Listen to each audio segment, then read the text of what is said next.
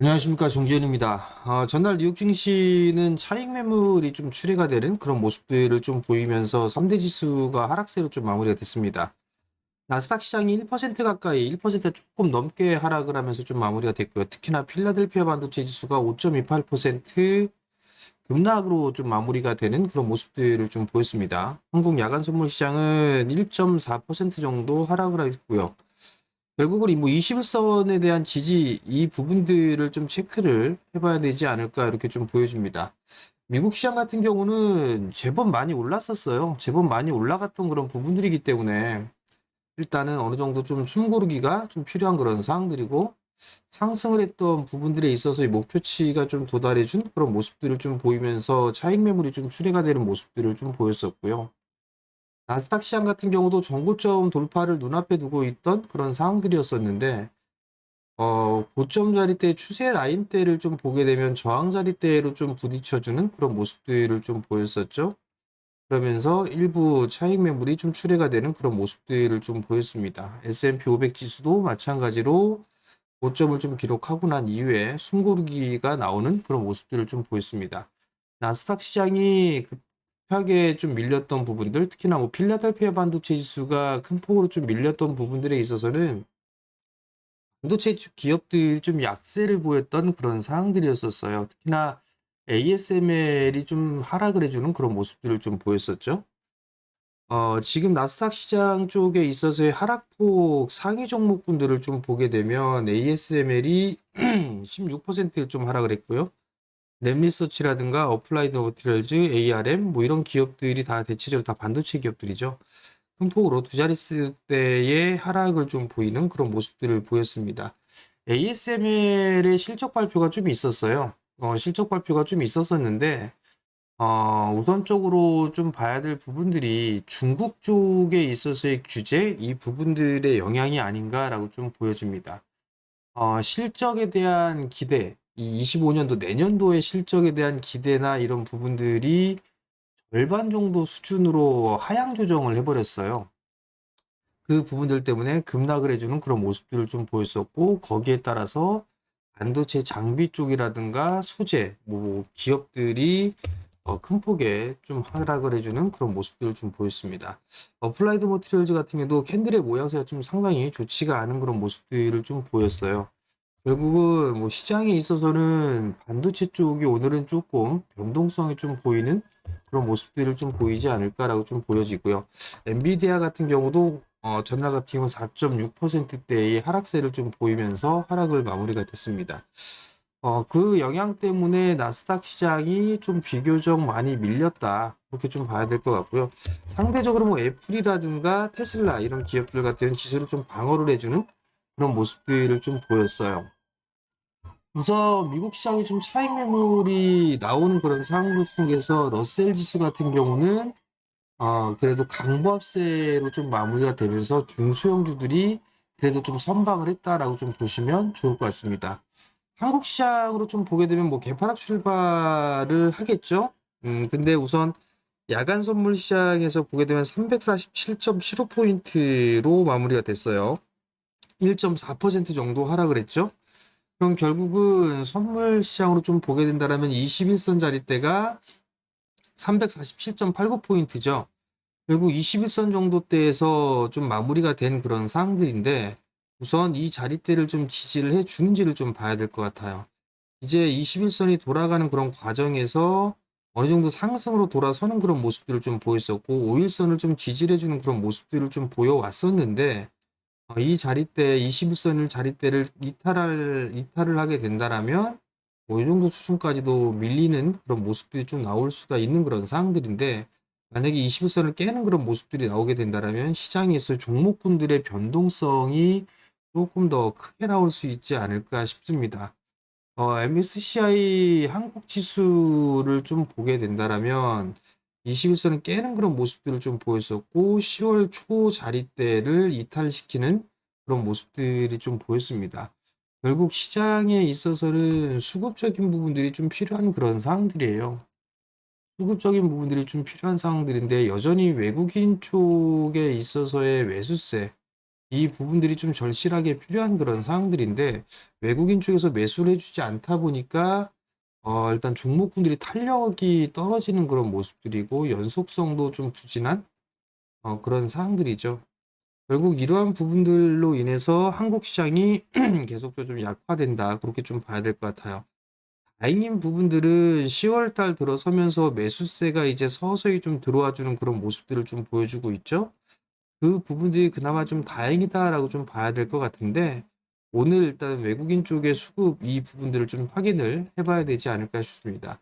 미국 시장의 좀 영향으로 반도체 기업들의 종목군들이 하락이 좀 불가피한 그런 모습들을 좀 보이겠죠. SK 하이닉스 같은 경우 121선 언저리 때까지 움직여주는 그런 모습들이 나왔으니까 숨고르기는 좀 필요한 그런 상황들이고요. 반대로 이제 삼성전자라든가 이런 기업들 같은 경우는 일단 저점 자리대, 요 자리대를 깨지 않는 뭐 그런 기간 조정 형태의 모습들을 좀 보이지 않을까 그렇게 좀 보여집니다. 추가적으로 뭐 이 저점을 훼손하는 것보다는 지지를 해주는 즉 하방 경직을 좀 높이는 그런 모습들을 좀 보이지 않을까 싶어요. 그리고 최근 들어서 보게 된다라면 반도체와 제약바이오 그다음에 2차전지 시가총액 3대 기업들이죠. 섹터들이죠. 반도체 쪽이 상승을 해주는 그런 모습들이 좀 보이게 된다라면 뭐 2차전지 같은 경우는 조금 약한 그런 모습들을 좀 보여요. 제약바이오 쪽 같은 경우는 선별적인 그런 흐름들이 좀 나와주는 그런 모습들이죠. 오늘 반도체가 밀려있는 그런 모습들이 나오게 된다라면 2차전지 쪽이 반발 매수세가 좀 들어와 주는지를 확인을 해봐야 될 것 같아요. 어제 장 막판, 장 마감하고 난 이후에 LG엔솔에서 수주 공시가 좀 나왔었어요. 포드 쪽과 대규모 공급 계약이 좀 나와주는 그런 모습들을 좀 보였었죠. 장중에 밀리던 게 갑작스럽게 이렇게 아래 꼬리를 좀 달아주는 그런 모습들을 좀 보였었잖아요. 이 부분들이 2차전지 쪽에 있어서의 하반 경직을 보이고 반등이 좀 나와줄 수 있는지를 좀 체크를 해봐야 되지 않을까 싶어요. 에코프로 BM이라든가 에코프로 BM 같은 경우도 최근 들어서 좀 조정을 받았죠. 4거래일째 조정을 좀 받았어요. 스코 퓨처도 마찬가지로 4거래일 연속으로 좀 조정을 받았죠. 21선 이탈해주는 그런 모습들을 보였는데 요게 이제 회복을 해주는지 여부를 좀 체크를 해봐야 될 것 같아요. 특히나 매도 리포트가 나왔던 대주전자재료가 어제 큰 폭으로 좀 밀렸던 부분들이거든요. 이 또한 마찬가지로 하방 경직을 좀 보여주는지 이 부분들을 좀 봐야 될 것 같아요. 그러면 오늘 2차 전지가 시장에 있어서의 방어를 해준다라면 반도체 쪽 같은 경우는 일단 오늘 조정을 좀 받겠죠. 조정을 받게 된다라면 요 조정 구간을 활용을 해서 매수를 해볼 만한 그런 종목군들은 여전히 좀 남아 있다라고 좀 생각을 하고 있어요. 그 이유가 최근 들어서 외국인 쪽에 있어서의 매수를 해주지 않는 그런 상황이 되다 보니까 기관 쪽의 매수 종목군들이 좀 중요한 그런 부분들이에요. 근데 기관 쪽에 있어서의 매수 종목군들을 좀 보게 된다라면 반도체 쪽이 제법 좀 포진이 되어 있는 그런 상황들이에요. 이스페타시스라든가 아니면 뭐 삼성전자 최근 들어서 좀 매수를 해주고 있는 그런 모습들이죠. 코스닥 시장을 봐도 제약바이오 쪽도 있는 그런 상황들이지만 반도체 쪽에 있어서의 종목분들도 서서히 좀 들어와 주고 있는 그런 모습들이거든요. 즉, 뭐 HPSP라든가 이오테크닉스라든가 이런 기업들 같은 경우, 리노공업이라든가 이런 기업들 같은 경우는 대체적으로 HBM 쪽에 있는 관련주죠. HBM은 여전히 좀 성장을 해 나갈 수가 있는 그런 상황들이잖아요. 그리고 기관 쪽에서 좀 매수를 해주고 있는 그런 부분들이기 때문에 좀 더 안정적인 그런 부분들을 좀 놓고 볼 수가 있을 것 같아요. 특히나 뭐 리노공업 같은 경우 보면 이 정고점 부분이잖아요. 당연히 좀 쉬어갈 수 있는 구간이다라고 예상을 해볼 수가 있겠죠. 저항 자리대니까. 그럼 만약에 조정을 받게 된다라면 뭐 이런 구간대에서는 매수를 해볼 수가 있는 그런 상황들이란 말이에요. 그렇기 때문에 만약에 오늘 반도체 쪽이 개파락 출발하게 된다라면 뭐 이 정도 자리대, 뭐 20만 원 하회하는 19만 원대 후반 자리대, 중후반, 뭐 그 자리대부터는 분할 매수 포인트를 해봐도 좋은 그런 상황들이다라는 거, 그거를 좀 기억을 하시면 좋을 것 같고 그 이유는 그래도 기관 쪽에서 매수를 해주고 있는 그런 부분 종목군들이 하반 경직을 좀 보이지 않을까 싶어요. 그러니까 그 부분들을 감안을 해서 매수 전략을 취하는 거, 그런 부분들은 나쁘진 않다라고 좀 보시면 좋을 것 같습니다. 뭐 리노공업이나 뭐 HPSP 개인적으로 좀 괜찮게 보고 있어요. 그렇기 때문에 이런 종목군들 밀리면 뭐 매수 관점 좋다.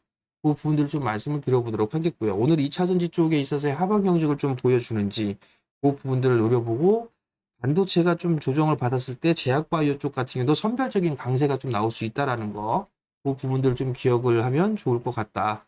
그리고 LG엔솔이 21선을 회복해주고 다시 5일선을 장악해주는 그런 모습들이 나오게 된다라면 일단 눌림목 구간이고 박스 상단 자리 때까지는 다시 한번 노려볼 수 있다. 이 부분들만 좀 기억을 하시면 좋을 것 같아요.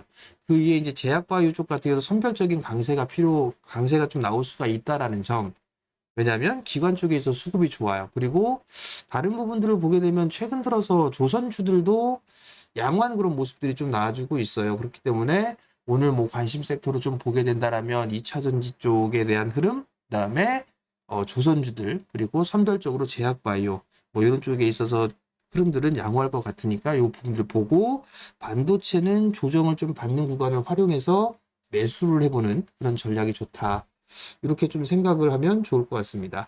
일단 시장이 상당히 좀 답답한 그런 모습들을 좀 보여주고 있어요. 근데 이제 연속성이 없다 보니까 그런 모습들을 좀 보인다라고 생각을 하시면 좋을 것 같고, 시장이 빨리 좀 좋아졌으면 하는 그런 바람들이 있는데 21선을 크게 하회하지 않는 이상은 뭐 괜찮을 거다. 그렇게 좀 생각하면 되지 않을까 싶습니다. 자, 오늘도 변동성이 좀 예상이 됩니다. 그런데 힘들 내시고 오늘도 좀 성공 투자하시고요. 저는 다음에 다시 찾아뵙도록 하겠습니다. 여러분도 구독 신청이랑 좋아요 이것도 부탁드립니다. 자, 오늘도 성공 투자하십시오. 마치겠습니다.